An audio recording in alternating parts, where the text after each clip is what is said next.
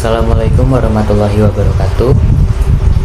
Melanjutkan tentang materi pertumbuhan ekonomi 1. Di sini saya akan mempresentasikan materi pertumbuhan ekonomi 2. Perkenalkan, nama saya Rio Suprayugo dengan NIM 25021060009, mahasiswa Pendidikan Akuntansi Fakultas Ilmu Keguruan dan Ilmu Pendidikan Universitas PGRI Madiun Provinsi Jawa Timur, terkait modul makroekonomi Mankyu bab 8 pertumbuhan ekonomi jilid 2 atau kedua. Kemajuan teknologi dalam model Solow. Model Solow tidak menjelaskan kemajuan teknologi, tetapi menganggapnya sebagai hal pasti dan menunjukkan bagaimana interaksinya dengan variabel lain dalam proses pertumbuhan ekonomi. Di sini ada 5 pertanyaan untuk memeriksa bagaimana kebijakan publik suatu negara dapat mempengaruhi tingkat dan pertumbuhan standar kehidupan warga negara. Yang pertama, apakah sebaiknya masyarakat menabung lebih banyak atau sedikit? Yang kedua, bagaimana kebijakan dapat mempengaruhi tingkat tabungan? Yang ketiga, adakah beberapa tipe investasi yang kebijakan sebaiknya dorong? Yang keempat, apa institusi yang memastikan sumber-sumber daya ekonomi dimanfaatkan sebaik-baiknya? Dan yang kelima, bagaimana kebijakan dapat meningkatkan tingkat kemajuan teknologi? Model Solow menyediakan tingkat teoretis di mana di dalamnya kita mempertimbangkan isu-isu ini. Menambah efisiensi tenaga kerja atau E. Untuk memasukkan kemajuan teknologi, fungsi produksi sekarang ditulis sebagai Y sama dengan F kali K, L kali E. L kali E mengukur jumlah pekerja. Ini memasukkan jumlah pekerja L dan efisiensi tiap pekerja atau E. Dinyatakan bahwa output total Y bergantung pada modal K dan pekerja L kali E. Ekstensi model ini adalah kenaikan E atau efisiensi analog dengan kenaikan L atau jumlah pekerja. Dengan kata lain, seorang pekerja jika 2 kali lebih produktif dapat dianggap sebagai 2 pekerja. LE berlipat ganda dan perekonomian diuntungkan dari produksi barang dan jasa yang meningkat. Kemajuan teknologi menyebabkan E tumbuh pada tingkat G dan L tumbuh pada tingkat N. Jadi jumlah pekerja LE tumbuh pada tingkat N plus G. Sekarang perubahan persediaan model pekerja adalah K sama dengan I min plus N plus G. K di mana I sama dengan SFK. Berikut kurvanya. Catat, jadi Y sama dengan FK sekarang berbeda juga bila G ditambahkan. GK diperlukan untuk menyediakan modal pada pekerja efektif baru muncul oleh kemajuan teknologi. Di sini ada hal penting yaitu kemajuan teknologi yang mengoptimalkan tenaga kerja pada tingkat G mempengaruhi model pertumbuhan Solow dengan cara yang hampir sama sebagaimana dilakukan pertumbuhan populasi pada tingkat N sekarang, karena K didefinisikan sebagai jumlah modal per pekerja efektif. Kenaikan jumlah pekerja efektif karena kemajuan teknologi cenderung mengurangi K. Pada kondisi mapan investasi SFK mengatasi dengan cepat penurunan modal atau K karena depresiasi, pertumbuhan populasi dan kemajuan teknologi. Dampak kemajuan teknologi. Modal per pekerja efektif adalah konstan pada kondisi mapan. Karena Y sama dengan FK, output per pekerja juga konstan, namun efisiensi tiap pekerja aktual tumbuh pada tingkat G. Jadi output per pekerja Y atau L sama dengan Y kali E juga tumbuh pada tingkat G. Output total Y sama dengan Y kali I dalam kurung E kali L tumbuh pada tingkat N plus G. Hanya kemajuan teknologi dapat menjelaskan pertumbuhan berkelanjutan dan standar kehidupan berkelanjutan. Pengenalan kemajuan teknologi juga memodifikasi kriteria untuk kaidah emas. Tingkat model kaidah emas sekarang didefinisikan sebagai kondisi mapan yang memaksimalkan konsumsi per pekerja efektif. Jadi kita dapat menunjukkan bahwa konsumsi kondisi mapan per efektif adalah C sama dengan FK plus tanda 8 plus N plus G K. Konsumsi kondisi mapan dimaksimalkan jika MPK atau S plus N plus G. Kita sebut yang tanda 8 ini adalah S, disusun ulang MPK min S plus sama dengan N plus G, yakni pada tingkat modal K kaidah emas, produk marginal modal neto (MPK) sama dengan tingkat pertumbuhan output total. Karena perekonomian aktual mengalami baik pertumbuhan populasi dan kemajuan teknologi, kita harus menggunakan kriteria ini untuk mengevaluasi apakah perekonomian aktual ini memiliki modal lebih banyak atau sedikit daripada perekonomian kondisi mapan kaidah emas.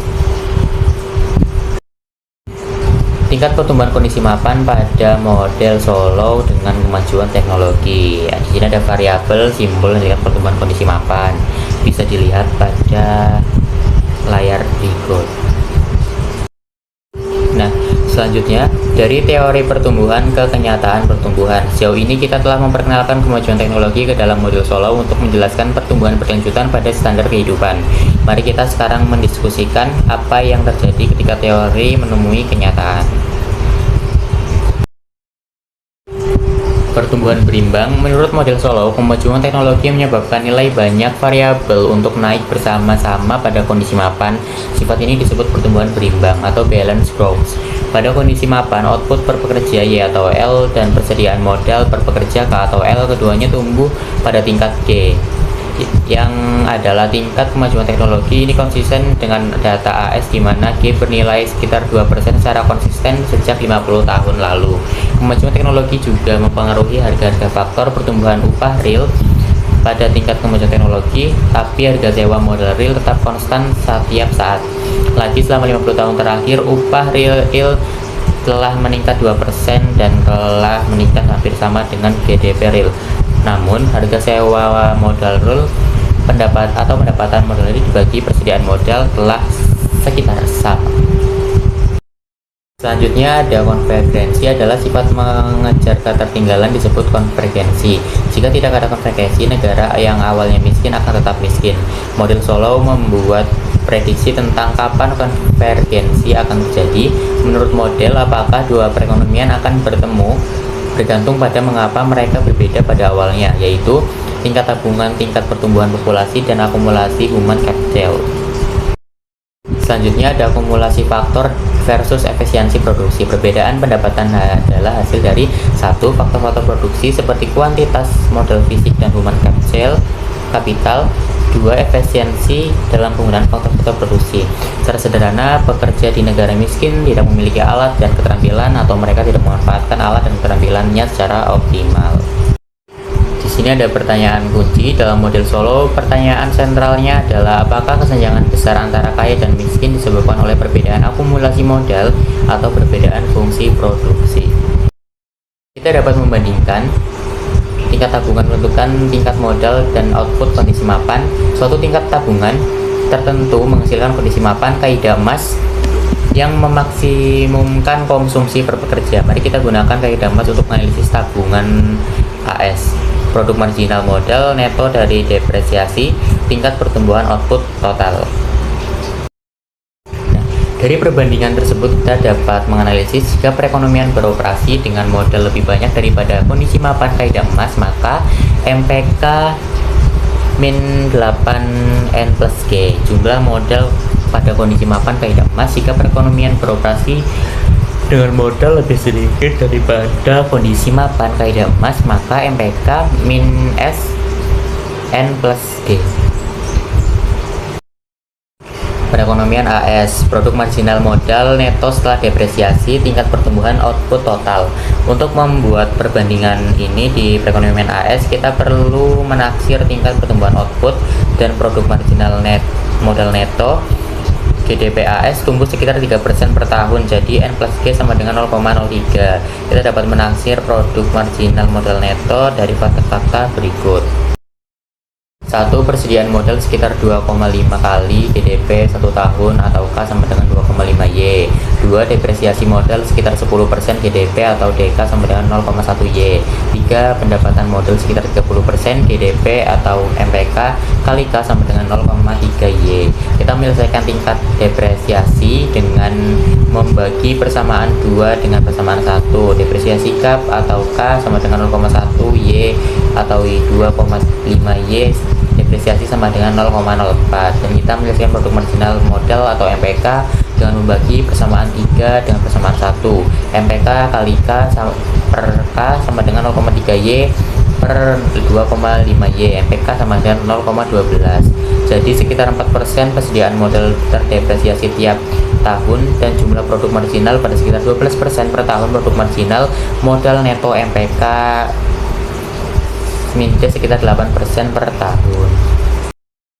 Kita sekarang dapat melihat bahwa pengembalian modal MPK sama dengan depresiasi sama dengan 8% per tahun, jauh di atas tingkat pertumbuhan perekonomian N plus G sama dengan 3% per tahun. Ini mengindikasikan bahwa persediaan modal pada perekonomian AS jauh di bawah tingkat kaidah emas. Dengan kata lain, jika AS menabung dan menginvestasikan bagian yang lebih banyak dari pendapatannya, ia akan tumbuh lebih cepat dan akhirnya mencapai kondisi mapan dengan konsumsi lebih tinggi. Mengubah tingkat tabungan. Tabungan masyarakat adalah selisih antara apa yang pemerintah terima dalam pendapatan pajak dikurangi apa yang dibelanjakan. Ketika pengeluaran lebih kecil daripada pendapatan, terjadi defisit anggaran.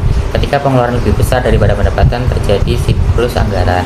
Tabungan swasta adalah tabungan yang dilakukan rumah tangga dan perusahaan. Membangun institusi yang tepat. Negara-negara mungkin memiliki berbagai tingkat produktivitas, sebagian karena mereka memiliki berbagai institusi yang mengatur alokasi sumber daya mereka yang langka. Sebagai contoh, tradisi legal suatu negara adalah institusi. Contoh lain adalah kualitas pemerintah sendiri dan tingkat korupsi yang ada dalam infrastruktur politik. Mendorong kemajuan teknologi, model Solow menunjukkan bahwa pertumbuhan berkelanjutan malah dalam pendapatan per pekerja harus berasal dari kemajuan teknologi. Model Solow namun menganggap kemajuan teknologi sebagai variabel oksogen dan karenanya tidak menjelaskannya.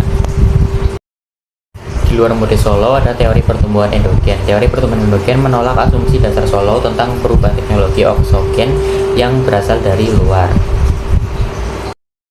Selanjutnya ada model dasar, mulai dengan fungsi produksi sederhana, Y sama dengan AK, di mana Y adalah output, K adalah persediaan modal, dan A adalah konstansa yang mengukur jumlah output yang dihasilkan tiap unit modal. Perhatikan fungsi produksi ini tidak memiliki pengembalian modal yang kian menurun. Suatu unit modal tambahan menghasilkan A unit output tambahan berapapun modal yang ada. Ketiadaan pengembalian modal yang kian menurun ini merupakan perbedaan kunci antara model pertumbuhan endogen ini dan model Solow. Kita gambarkan akumulasi modal dengan persamaan yang mirip dengan yang telah kita gunakan. K sama dengan SY sama dengan depresiasi K. Persamaan ini menyatakan bahwa perubahan persediaan modal sama dengan investasi dikurangi depresiasi. Kita gabungkan persamaan ini dengan fungsi produksi susun ulang dan mendapatkan Y per Y sama dengan K per K sama dengan SA kurangi depresiasi. Persamaan ini menunjukkan apa yang menentukan tingkat pertumbuhan output. Perhatikan bahwa sepanjang SA lebih kecil daripada depresiasi, pendapatan perekonomian tumbuh selamanya, bahkan tanpa asumsi kemajuan teknologi oksogen. Pada model Solow, tabungan mendorong pertumbuhan sementara, tapi pengembalian modal yang menurun akhirnya mendorong perekonomian mendekati kondisi mapan, di mana pertumbuhan hanya bergantung pada kemajuan teknologi oksogen. Sebaiknya, pada model pertumbuhan endogen, tabungan dan investasi bisa mendorong pertumbuhan yang berkesinambungan. Selanjutnya ada penghancuran kreatif.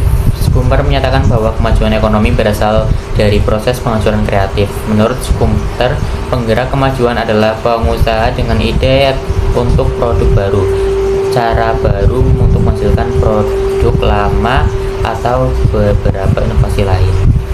Seperti itu materi yang bisa saya sampaikan terkait jilid 2-nya. Mohon maaf apabila ada kekurangan, bisa ditanyakan di kolom komentar. Terima kasih atas perhatiannya dan terima kasih sudah menonton. Wassalamualaikum warahmatullahi wabarakatuh.